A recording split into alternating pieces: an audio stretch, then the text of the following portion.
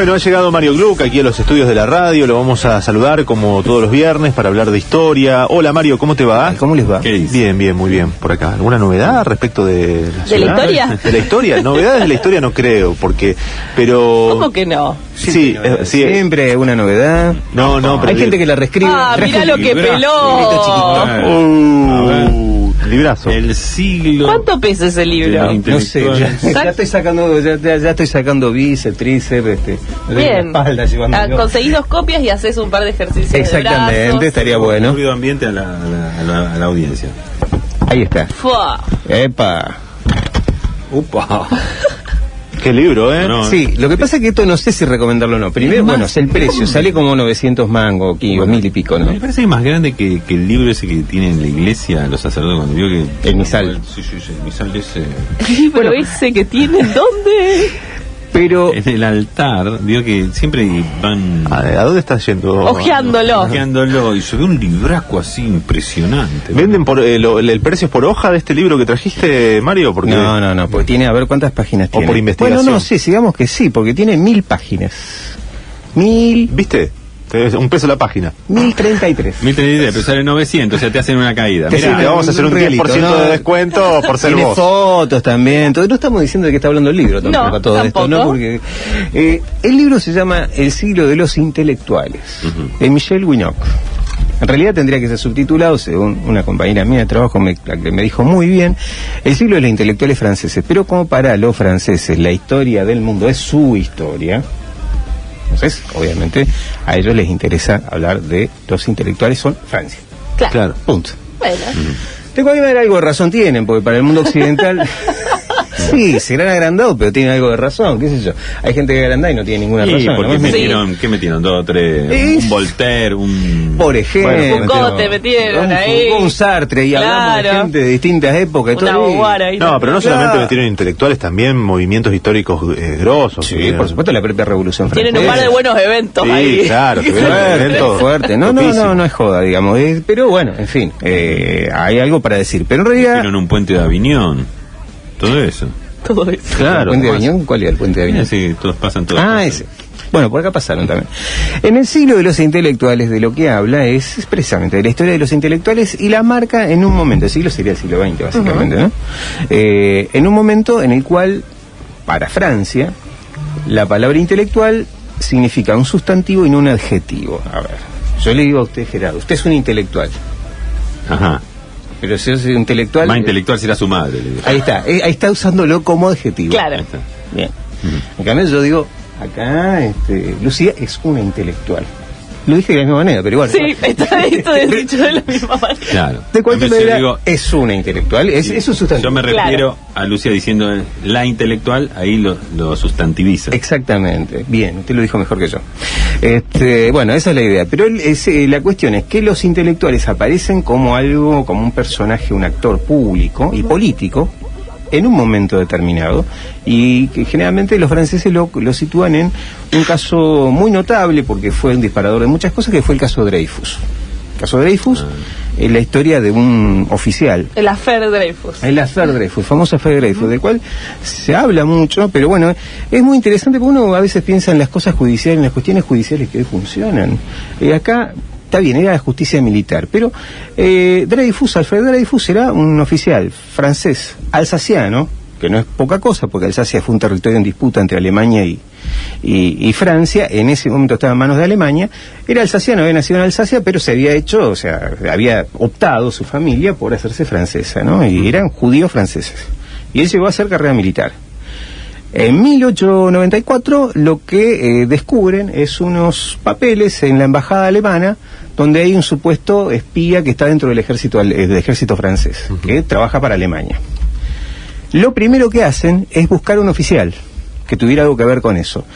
Le toman una escritura a este oficial, que era el capitán Dreyfus, y la comparan con esos papeles que encontraron. Hay 5 peritos que lo miran, 3 dicen que sí, 2 dicen que no. Sin embargo, el ejército, la justicia militar, lo acusa al capitán Dreyfus de espionaje. Bien. Hasta ahí más o menos los hechos. Lo acusan, lo condenan, tiene que irse a la isla del Diablo, que está en la Guayana francesa. Donde fue Papillon, ahí. Claro, exactamente, no me acordaba de eso. Compartieron. No, pobre, estaba muy solo ahí en la Isla del Diablo, preso, estuvo 5 años preso, sin más pruebas que eso nada más. Y en Francia empezó a generarse un movimiento entre algunos intelectuales, entre ellos un gran escritor, bueno, desparejo escritor dirán algunos, como Émile Zola, y Émile Zola y otros intelectuales más que en ese momento empiezan a formarse como grupo, investigan un poco el caso y empiezan a investigar los expedientes judiciales y encuentran con que hay unos vacíos tremendos. Y la conclusión a la que llegan es que en realidad al capitán Dreyfus se lo está acusando simplemente por ser judío. Claro. Pero es más, después aparece un oficial francés que encuentra que el verdadero espía era otro. No tiene una trama realmente, pero al otro no lo condenan, lo absuelven, dicen no fue, y tienen más pruebas por el otro que por el capitán Dreyfus. La discusión que empieza a darse en Francia es, algunos dicen abiertamente, como otro intelectual brillante, pero es uno de los factotum de la derecha francesa, como fue Maurice Barrès. Maurice Barrès dice, no importa si fue culpable o no, acá hay que culpabilizarlo a él, porque está en juego la integridad de la nación francesa. No podemos discutir acá lo que dicen los militares, no podemos discutir lo que dice la patria francesa. Él es judío, por lo tanto, él tiene que ser el culpable. No importa si hay pruebas. Si me dan a elegir, que sea este, señor. Exactamente. La convicción íntima de Sergio Moro. La convicción íntima cuando dice, acá Lula es culpable por convicción íntima. Yo no tengo prueba, pero es la convicción. Para mí es culpable. Para mí, lo que yo... Lo que yo... Para mí no es sé culpable. qué habrá hecho, pero lo que Yo yo... justo estoy en esta posición de poder. Exacto. Opino. Exactamente. No, pero no opina. Se juzga directamente. Sí, se juzga. El famoso Opinaría nada tiene más. razón, pero marche preso. Perfecto, pero acá se lo hace el ejército francés.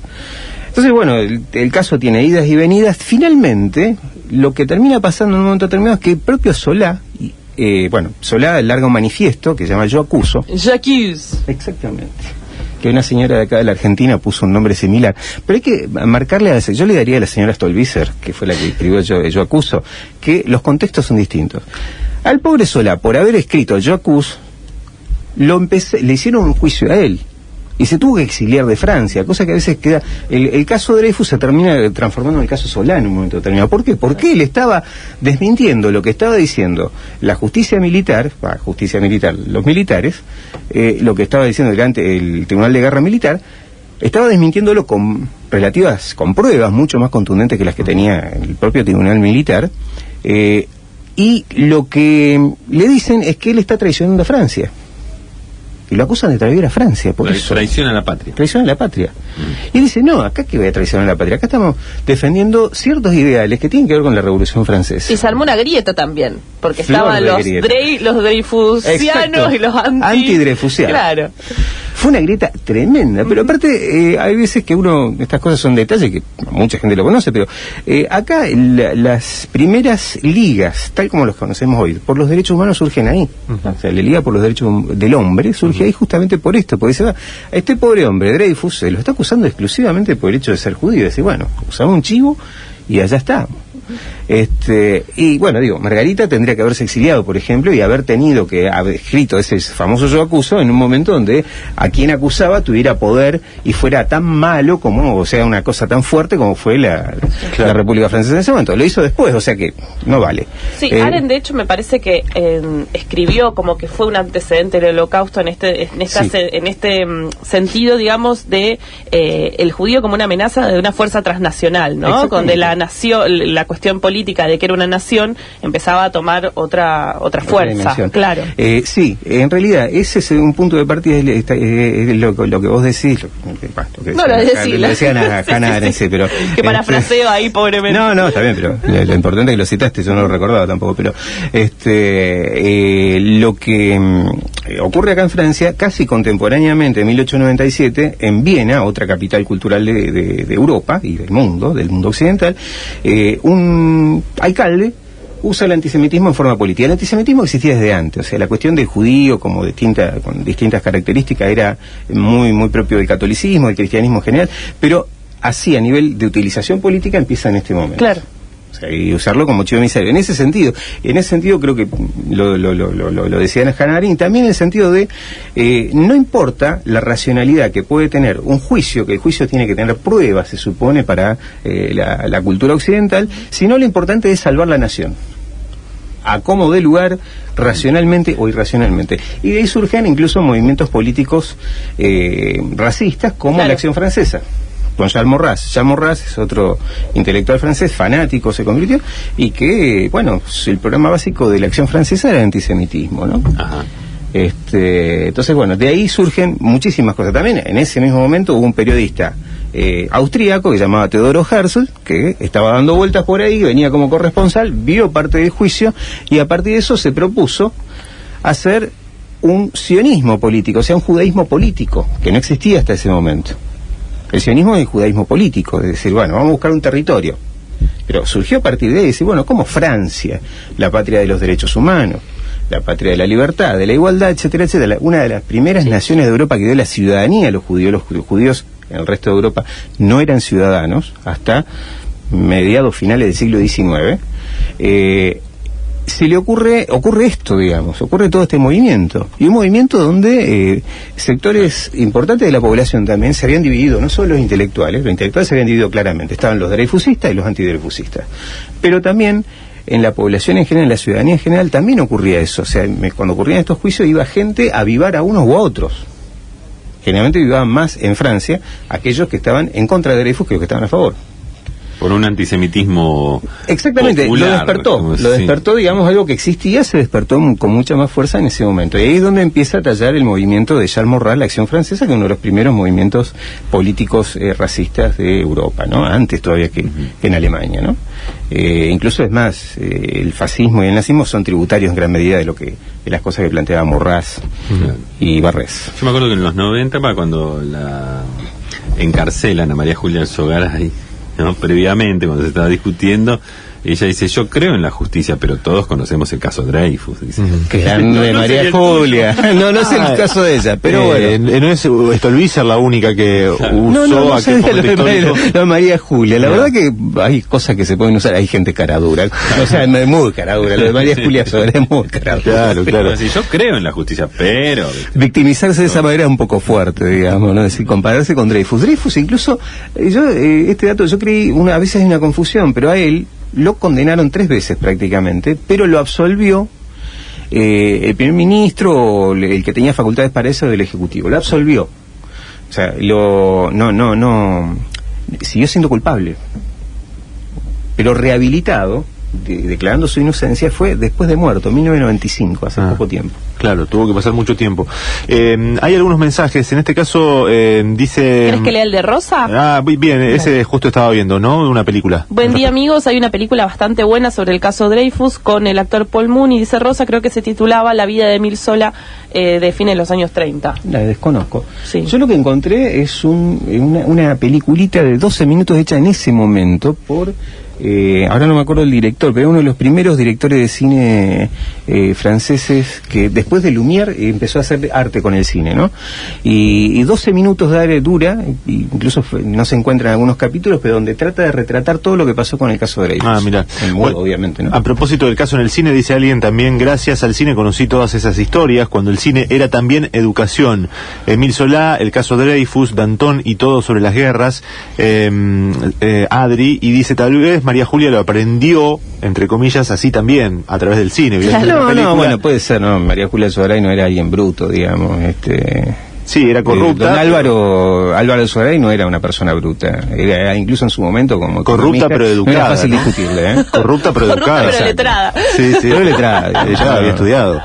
Eso no son cosas incompatibles. Las nuevas generaciones suelen ser bastante, con todo respeto, ¿no? Pero sobre todo las nuevas generaciones de CEOs y esa gente no pasó de leer algún libro de management. Claro, pero aquella vieja derecha... te leía. Esa es la derecha ilustrada. La derecha ilustrada. No era mucho mejor. pero te leía. Es verdad de eso que en las entrevistas al Sogaray por lo menos demostraba conocimiento. Sí. No, aparte ¿De qué habla? Qué nostalgia esa oligarquía, no habla bien ni mal de eso. Es simplemente detalle. Una característica, Una claro. característica, claro. Sí. Bueno, o sea, no hay que enseñarle, como a veces hemos hecho Teleeducando A, ¿viste? No hay que enseñarles, no había que enseñarles. Ellos sabían de qué hablaban. Si hacían alguna trampa, la hacían a propósito. Claro. Esa es la diferencia. claro. Bueno, acá mandan fotos de libros también. Ah, sí, que hay una competencia. Una competencia, a ver cuál tiene más páginas. Díganle a Mario que este libro es más grande seguro y es La Nación Argentina Justa, Libre y Soberana. No sé si... Bueno, no, son también competencias, ¿viste? Que quiere ver quién tiene ¿quién la tiene más quién grande? tiene más está páginas. loco, va. ¿Quién tiene más páginas, no? Claro. Así A ver si te lo leíste completo, dale. Claro. dale. no. Yo Quiero tengo ver. la guía telefónica, ¿sabes qué? Y la guía telefónica de memoria. Y de memoria. No es pavada. Mario, bueno, qué alegría que hayas venido. Nos reencontramos la próxima. Nos reencontramos la salvo que próxima. tengas alguna otra cosa para agregar. ¿Algún otro intelectual? No, acá hay un montón. En realidad llega hasta prácticamente los 90, donde dice, bueno, hay Es momentos... en el cronológico, cual- ¿no? Sí, Hace un recorrido cronológico. O sea, tiene 900 páginas, pero es casi novelado, digamos, Ajá. porque cuenta muchísimas cosas. ¿Y se va achicando la cantidad a medida que van pasando los años? Digo, No, ¿tiene que hubo ver- momentos o al y contrario? momentos. Porque, por ejemplo, el momento de los 60, donde Lo- están las grandes discusiones, por ejemplo, Claro. entre Sartre y Ramón Arón. Y todos los demás. Sartre Y todos contra los demás. todos. No, y aparte Ramón Arón, digamos, como Claro. dos figuras emblemáticas, pero porque Ramón Arón planteándose desde una derecha liberal y Sartre desde una izquierda, digamos, en un momento determinado. Claro, pero por todas ejemplo- esas discusiones están, hay muchos ahí hay muchísimos. Pero, por ejemplo, no dice año 1989, fin de los intelectuales. Claro. No hay más, acá no hay más. Este año no apareció ni uno. Ojo, Hasta se acá lo pregunta hacia el final. El fin de los intelectuales en ese sentido. Sí, en el sentido de que aparecen en el siglo Exacto. XX, digamos, como actores. Como actores políticos. El epílogo, el fin de los Claro. intelectuales se llama. Adivinaste, mira vos. Que vuelven a ser Claro, adjetivos. no te que leer. Podría Cuando haber deja de escrito- ser sustantivo y vuelve a ser adjetivo. Digamos que sí. Digamos que sí, un poco así. También es el nacimiento de esa cosa, digamos, que muy utilizada cuando a veces, sobre todo desde el plano de la derecha radical, digamos, es decir, intelectual en sentido despectivo. En ese momento es donde nace eso. Barrés dice, son unos intelectuales, no sirven para nada. Claro, como son habladores. Habladores, simplemente. Charlatanes. Charlatanes. También. Bueno, ahora sí, Mario. Bueno. Charlatán. ¿viste? Gracias por haber venido. No, al contrario. Y vamos a darle punto final a esta charla. Está. el punto Porque el final? fin de Porque es el fin de la charla. El A ver, Claro. punto suspensivo, ¿no? No, es verdad, punto final por hoy. Pero bien. la semana que Muy viene aparte. nos reencontramos. Mario Gluck en la marca de la almohada.